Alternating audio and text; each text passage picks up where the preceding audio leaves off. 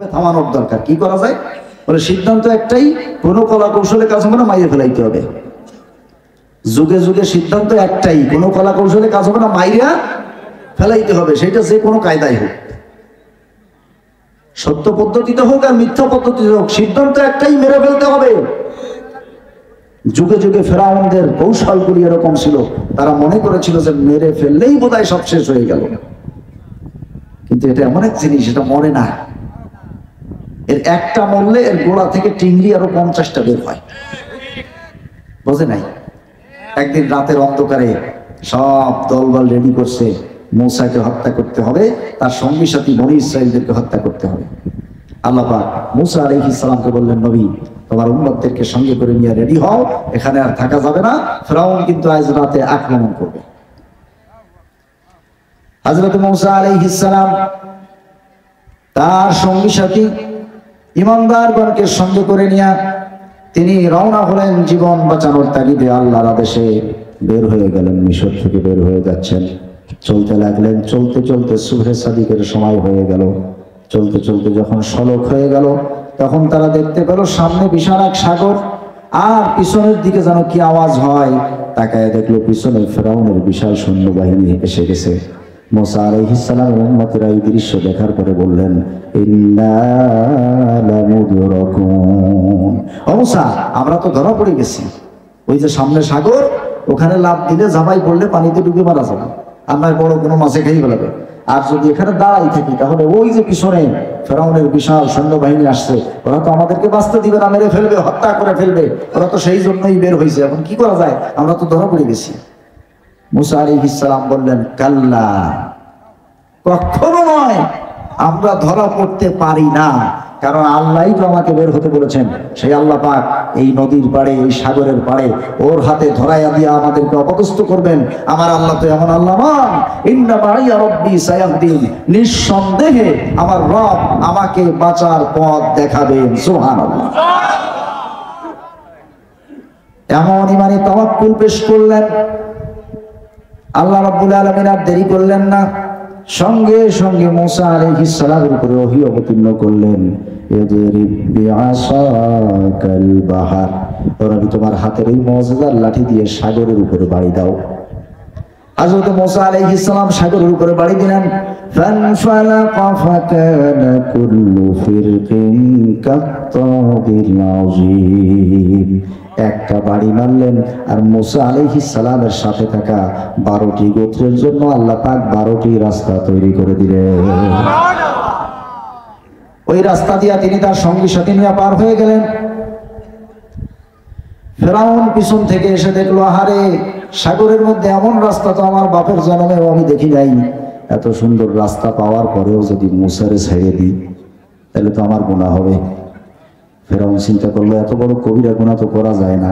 সূরা ইউনূসের মধ্যে আল্লাহ পাক বলছেন, ফেরাউন তখন একটা দাম্ভিকতার ভাব দেখাইয়া সৈন্য সামন্ত নিয়ে ওই রাস্তার মধ্যে নেমে গেল। মাঝামাঝি পথ যখন এলো, আল্লাহ পাক পানিকে অর্ডার করে দিলেন, আমার আর রাস্তা লাগবে না। আল্লাহর অর্ডার হওয়ার সঙ্গে সঙ্গে দুই পাশের পানি মিলে গেল।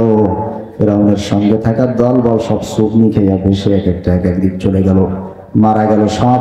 ফেরাউন সাহেব এখনো মরে পারে নাই, চুবনি খাচ্ছে, পানি 2-4 গ্লাস খাওয়া হয়ে গেছে।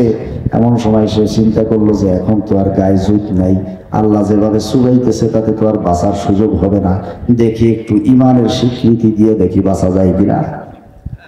বিপদ দেখা এখন ইমানের বেশ ধারণ করছে। আবার যখন বিপদ কাটাই যায়, তখন আবার ওই তাদের বেশ ধারণ করে, সুবিধাবাদ জিন্দাবাদ। কখনো তসবি, কখনো পট্টি, কখনো আবার মাথায় তিলকের ফোঁটা।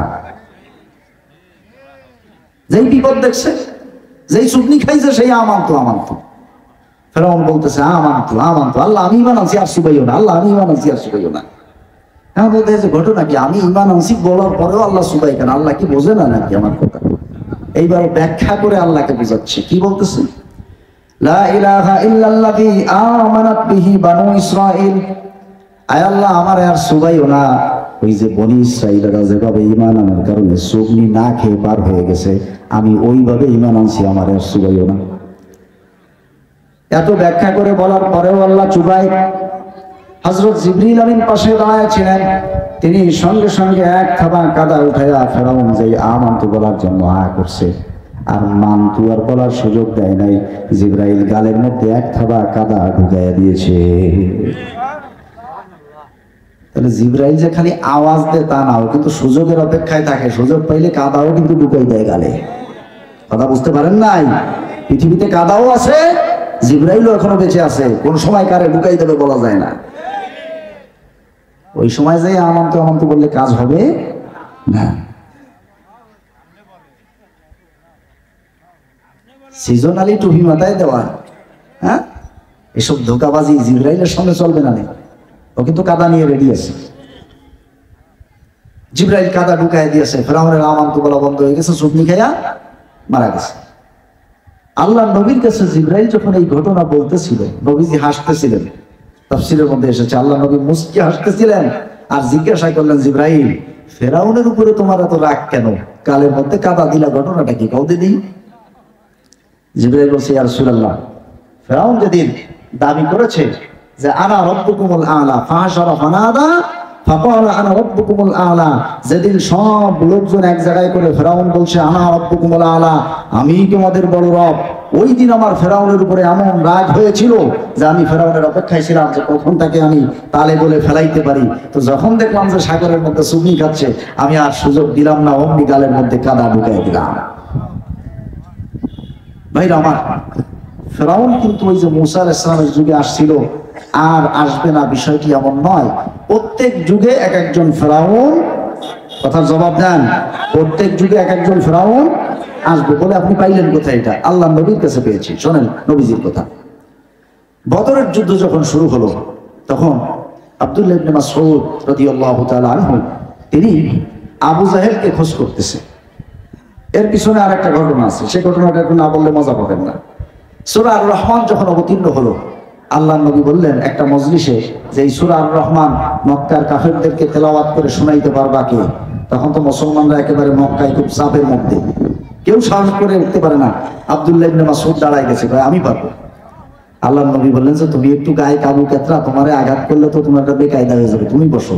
একজন তরু তাজা কেউ উঠুক, নবীজি এটা আকাঙ্ক্ষা করতেছিলেন, কিন্তু আর কেউ সাহস করে দাঁড়ায় না।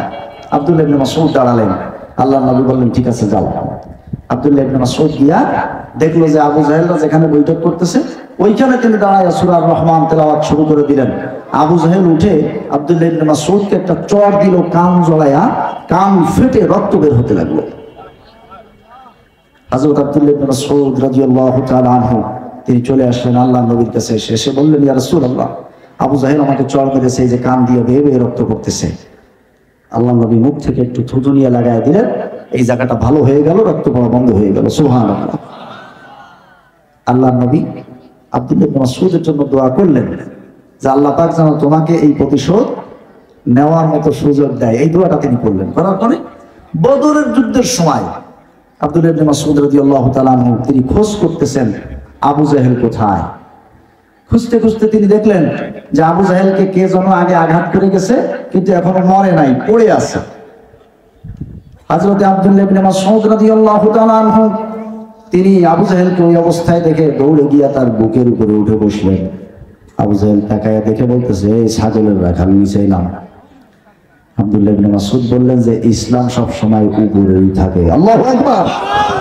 তিনি বললেন যে নিচে নামবো কেন? আমি তো ইসলামের পক্ষের লোক, আমি উপরে থাকবো। আমি এখন তোর মাথা কাটবো।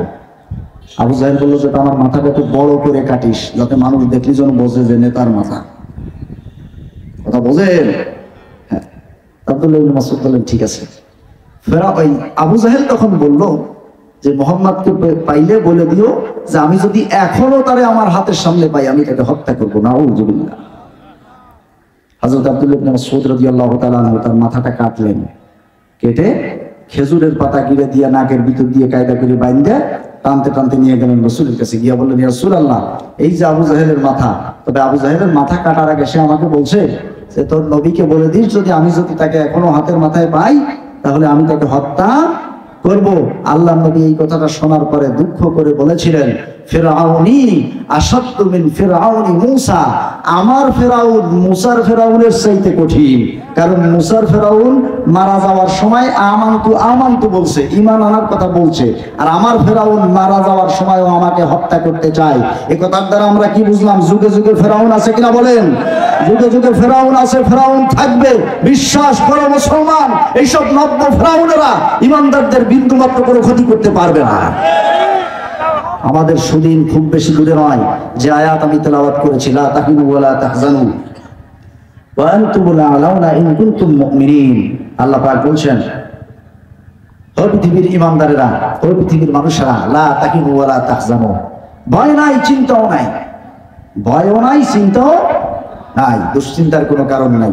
আনতুমুল আ'লাউন, বিজয় তোমাদেরই হবে। কিন্তু আমাদেরকে একটা শর্ত আল্লাহ পাক জুড়ে দিলেন, সেই শর্তটা হলো আমাদেরকে মুমিন হতে হবে। আমাদের কি হতে হবে?